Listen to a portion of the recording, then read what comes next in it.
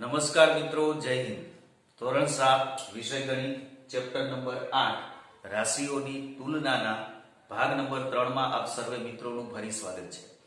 મિત્રો, આગળના ભાગ નંબર 2 માં ગુણોત્તર પર આધારિત હોય એવા સ્વાધ્યાય 8.1 ના બે દાખલાઓ આપણે શીખી ગયા છીએ.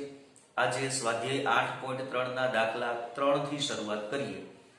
અહીંયા મને આપેલું છે કે રાજસ્થાનની વસ્તી 570 લાખ અને ઉત્તર પ્રદેશની વસ્તી 1660 લાખ છે. રાજસ્થાનનું ક્ષેત્રફળ 3 લાખ ચોરસ કિલોમીટર અને ઉત્તર પ્રદેશનું ક્ષેત્રફળ 2 લાખ ચોરસ કિલોમીટર છે. આ આપેલી વિગત બે બાબતો આપણને આપેલી છે, જે તે રાજ્યની વસ્તી અને એનું ક્ષેત્રફળ. આના ઉપરથી આપણે બે પ્રશ્નો પૂછેલા કે આ બંને રાજ્યોમાં પ્રતિ ચોરસ કિલોમીટર કેટલા વ્યક્તિઓ છે. બીજો પ્રશ્ન, કયા રાજ્યમાં વસ્તી ઓછી છે. તો સૌથી પહેલા આમ તો વિચારીએ એટલે સિમ્પલ ત્રિરાશિથી આપણને જવાબ મળી શકે એમ છે. ક્ષેત્રફળ આપેલું છે કે 3 લાખ ચોરસ કિલોમીટર ક્ષેત્રફળમાં 570 લાખ વ્યક્તિઓ હોય તો 1 લાખ ચોરસ કિલોમીટર દીઠ કેટલું આપણને મળશે. એટલે સિમ્પલ એનો ભાગાકાર જ કરવાનો છે. ભાગાકાર એટલે કયા બે આંકડાનો ભાગાકાર આવશે તો કે વસ્તીના છેદમાં ક્ષેત્રફળ. કારણ કે 3 તો સામે 570 તો એક કેટલા તો 570 ના છેદમાં 3 એટલે એ સિમ્પલ ભાગાકાર જ છે. સેમ વસ્તુ અહીંયા લાગુ પડશે કે ઉત્તર પ્રદેશની વસ્તી 1660 લાખ હોય અને ઉત્તર પ્રદેશનું ક્ષેત્રફળ 2 લાખ ચોરસ કિલોમીટર હોય તો આપણે ત્રિરાશિ લઈ શકીએ કે 2 લાખ ચોરસ કિલોમીટર એ 1660 લોકો હોય તો એક ત્યારે કેટલા. એટલે સીધો જ આપણને ચોરસ કિલોમીટર દીઠ જવાબ મળવાનો છે. એ આંકડો જે મળશે એ જે તે ગુણોત્તર છે છેલ્લે જે મળવાનું છે, બરાબર. એકમ ચોરસ કિલોમીટર દીઠ કેટલા છે એ જ સીધો જવાબ મળવાનો છે. તો અહીંયા આપણે આ નક્કી કરી શકીએ પહેલા કે પ્રતિ ચોરસ કિલોમીટર આ વ્યક્તિઓ જો મેળવતી હોય તો આપણે કોનો ભાગાકાર કરવો પડશે. તો ત્રિરાશિ જોઈ એ મુજબ અંશમાં આ આવે, છેદમાં આ આવશે આંકડો, એટલે કે વસ્તીના છેદમાં ક્ષેત્રફળ આવશે.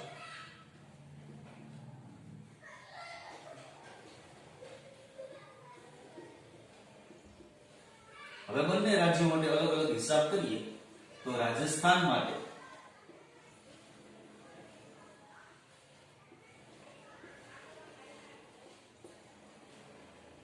રાજસ્થાન એની વસ્તી છે 570 લાખ અને એમનું ક્ષેત્રફળ છે 3 લાખ ચોરસ કિલોમીટર. 19 તેરી 57 આ 19 ગુણ્યા 3 કરીએ આપણે એટલે 57 મળે. તો આ 3 3 અહીંયા કેન્સલ થાય. આ 19 અને અહીંયા એક 0 વધે છે એટલે એમને જો 19 ની પાછળ લખીએ 10 ગણાય. 19 ગુણ્યા 10 એટલે 190. આ 190 આપણને જે જવાબ મળે છે એટલા વ્યક્તિ પ્રતિ ચોરસ કિલોમીટર આપણને મળવાના છે.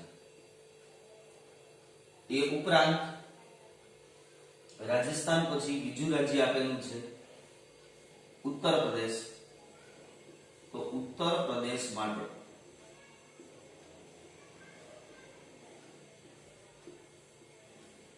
ઉત્તર પ્રદેશની વસ્તી આપેલી છે 1660.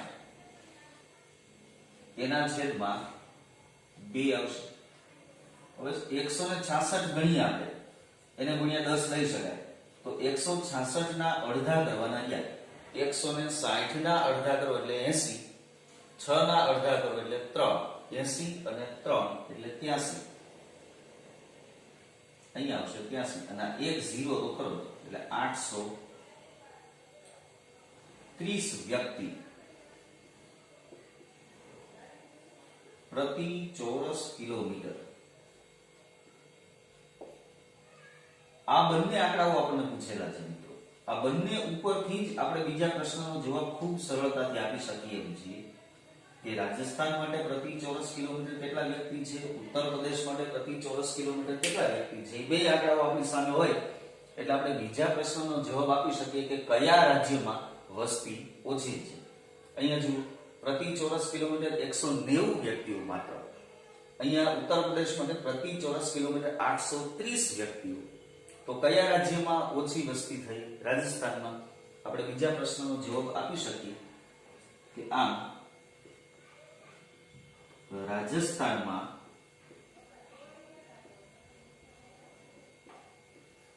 વસ્તી ઓછી છે. મિત્રો, સ્વાધ્યાય 8.1 ના તમામ દાખલાઓ એ ગુણોત્તર ઉપર આધારિત હતા. હવે જે મારે વાત કરવી છે એ પછીના 8.2 સ્વાધ્યાય કે જેના તમામ દાખલાઓ સામાન્ય રીતે ટકા ઉપર આધારિત છે. તો સૌથી પહેલા આપણે ટકાવારીનો અર્થ સમજીએ. મિત્રો, ટકાવારી એ એવો શબ્દ છે કે જે વ્યવહારમાં આપણને ખૂબ જ ઉપયોગમાં આવે. બેંક છે, સવારે તમે ન્યૂઝપેપર ખોલીને બેસો ત્યાં અઠવાડિયામાં 3 વખત આપણને સમાચાર મળતા હોય કે પેટ્રોલ કે ડીઝલના ભાવમાં ફલાણા ટકાનો વધારો થયો. આ પ્રકારે આપણને ટકાવારી એ વ્યવહારમાં પર્સનલ લોન લેવાની હોય, કોઈ પણ પ્રકારે સરકારી યોજનાઓ છે આ છે એ સમજવા માટે પર્સન્ટેજ આપણને મગજ ઉપર ક્લિયર હોય તો જ આપણે સરળતાથી એ બધી બાબતો સમજી શકીશું. તો પેલા ટકાવારી વિશે સામાન્ય ખ્યાલ સમજી લઈએ કે ટકા એ એવા અપૂર્ણાંકોનો અંશ છે કે જેનો છેદ 100 હોય. હવે એ અહીંયા હું તમને છેલ્લે જ્યારે સમજાવું ત્યારે તમને આઈડિયા આવશે કે આ વિધાન શું કહેવા માંગે છે. ટકા એ એવા અપૂર્ણાંક નો અંશ કે જેનો છેદ 100 હોય. અચ્છા, પર્સન્ટેજ એ શબ્દ જે છે, ટકા માટેનો અંગ્રેજી શબ્દ આપણે વાપરીએ છીએ પર્સન્ટેજ, એ લેટિન શબ્દ પર સેન્ટમ, આ જે લેટિન શબ્દ છે પર સેન્ટમ, એમના પરથી આવેલો શબ્દ છે પર્સન્ટેજ. ટકા દર્શાવવા માટેનો સંકેત છે આમ ત્રાસો લીટો અને બંને બાજુ ટપકા. જો મિત્રો, આપણે ઉતાવળમાં ઘણીવાર આવું કરીએ છીએ. ખરેખર ટપકા નથી કરવાના, આ ત્રાસો લીટો અને બંને તરફ આ રીતે મીંડા કરવાના છે. આ ખરી બાબત છે, આ ખોટું છે.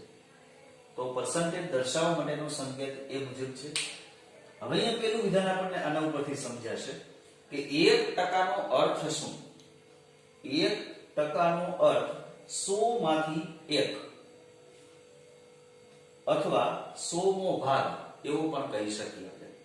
અહીં દર્શાવેલું છે કે 1% એના બરાબર 1/100 એટલે કે 1/100મો ભાગ.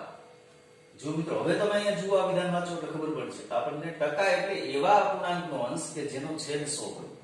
જો આ એક અપૂર્ણાંક છે 1/100, એના છેદમાં 100 છે તો એનો અંશ જે છે પર્સન્ટેજ દર્શાવે. એટલે અંશમાં જે 1 છે એ ટકા ગણાય, 1%. એને આપણે દશાંશ અપૂર્ણાંકમાં ફેરવીએ તો છેદમાં 2 0 છે એટલે 2 સ્થાન પછી પોઈન્ટ આવશે. આ એકમ અને દશક, એકમ અને દશક પછી પોઈન્ટ આવે. પછી આ બાજુ ગમે એટલા બિંદુ આપણે લઈ શકવાના છીએ. ટૂંકમાં યાદ રાખજો કે ટકા એટલે એવા અપૂર્ણાંકોનો અંશ કે જેનો છેદ 100 હોય. મિત્રો, ત્યારબાદ આપેલ અપૂર્ણાંક પરથી પર્સન્ટેજ ટકા કઈ રીતે કાઢી શકાય એના માટેના 2-3 નિયમો છે, પણ ખૂબ અગત્યના છે. સ્વાધ્યાય 8.2 ના દાખલાઓ આપણે એના ઉપરથી જ ગણવાના છે. એટલે હવે હું જે ટકા કાઢવા માટેની 3 બાબતો છે એ સમજાવું છું. બહુ ધ્યાનપૂર્વક તમારે સમજવાનું છે. માત્ર કોઈ ધોરણ માટે નહીં, પણ જીવનમાં ઉપયોગમાં આવે એવી આ ગણતરી છે. એટલે ખાસ ધ્યાનથી સમજજો. તો જ્યારે કુલ સરવાળો 100 ન હોય એ વખતે પર્સન્ટેજ ટકા કઈ રીતે કાઢી શકાય. તો આગળમાં જ આપણે એવું જોયું થોડી વાર પહેલા કે ટકા એટલે એવા અપૂર્ણાંકોનો અંશ કે જેનો છેદ 100 હોય. હવે આપણે એમ કીધું છે કે જો સરવાળો 100 ન હોય તો, એટલે કોઈ એવો અપૂર્ણાંક હોય કે જેના છેદમાં 100 ન હોય. 100 એટલે જે છેદના 100 છે એ કુલ સંખ્યા દર્શાવે, કુલ વસ્તુઓની સંખ્યા, કુલ રૂપિયા ગમે તે, પણ એ કુલ બાબત કહેવાય છેદના 100 એટલે. પણ ઘણા અપૂર્ણાંક એવા હોય કે એના છેદમાં 100 હોય જ નહીં, તો એનો અંશ જે છે એ કોઈ સીધા ટકા નથી.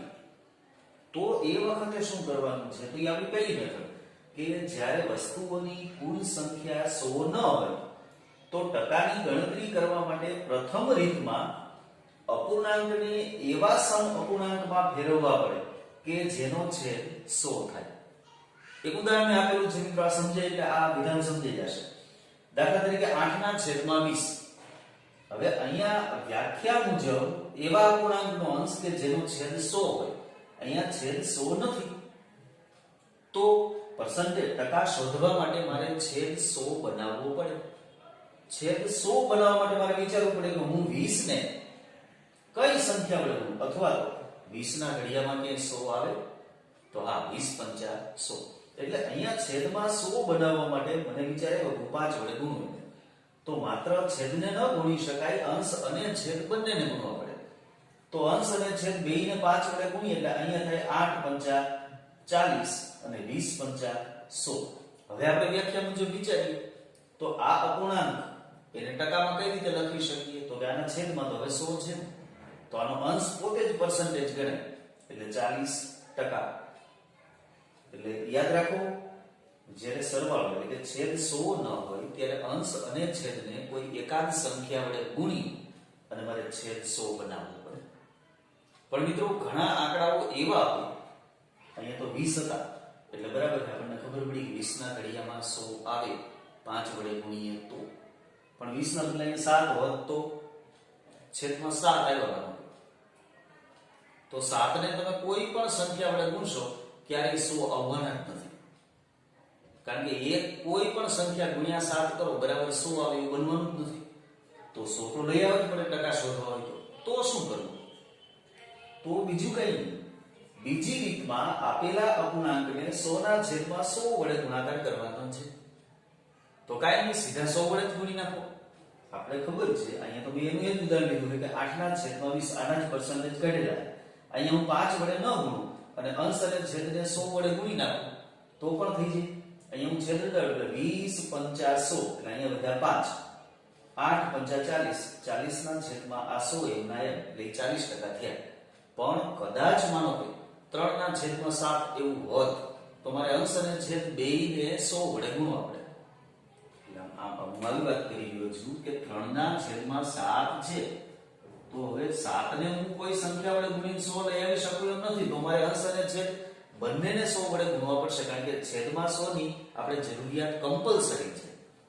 હવે આગળની પ્રોસેસ કરવા માટે આ 3 × 100 એટલે 300 થયા, એના છેદમાં 7 × 100.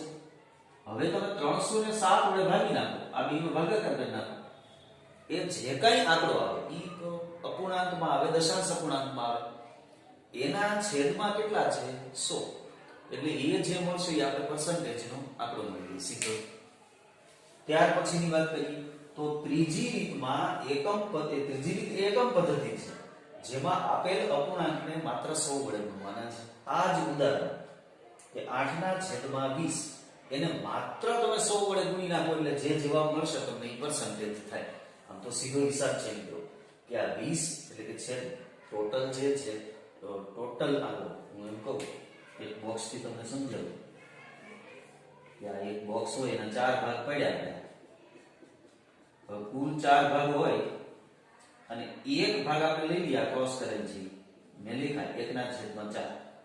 તો આ બોક્સના કેટલા ટકા ભાગમાં મેં ચોકડી કરેલી છે એવું મારે વિચારવું હોય તો કેટલા ટકા કહી શકું?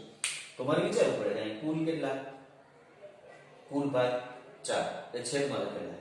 કેટલા ભાગમાં ચોકડી કરેલી છે? તો કે એક ભાગમાં, એટલે અપૂર્ણાંક થયો 1/4. હવે આને પર્સન્ટેજમાં ફેરવવા હોય તો કે 4 ભાગ એટલે 100%. તો એક ભાગ એટલે કેટલા ટકા? તો કે 1 × 100 એના છેદમાં 4. એટલે આવી આ અપૂર્ણાંક છે એને કેટલા વડે ગુણ્યા 100 વડે. તો એ જ વસ્તુ હું અહીંયા કહું છું કે અપૂર્ણાંકને તમે માત્ર 100 વડે ગુણો તો પર્સન્ટેજ આવે. અહીંયા આપણે વિચારીએ એટલે 25 × 100 એટલે આ 25% મળે. તો અહીંયા વિચારો 20 × 100, 8 × 40, આ 40% મળ્યા કહેવાય. આ 25% થાય, આ 25, 25, 25 અને 25, 25 ને 25 50, 50 ને 25 75 ને 25 100, એટલે એક ભાગ એટલે 25% ગણે. તો મિત્રો આ ત્રણ બાબતો થઈ પર્સન્ટેજ શોધવા માટે.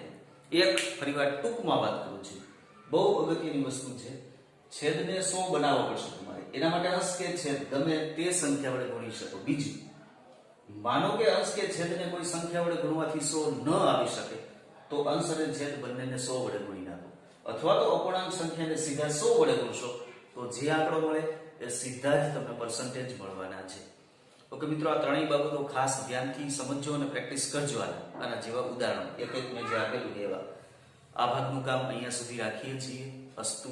જય હિન્દ.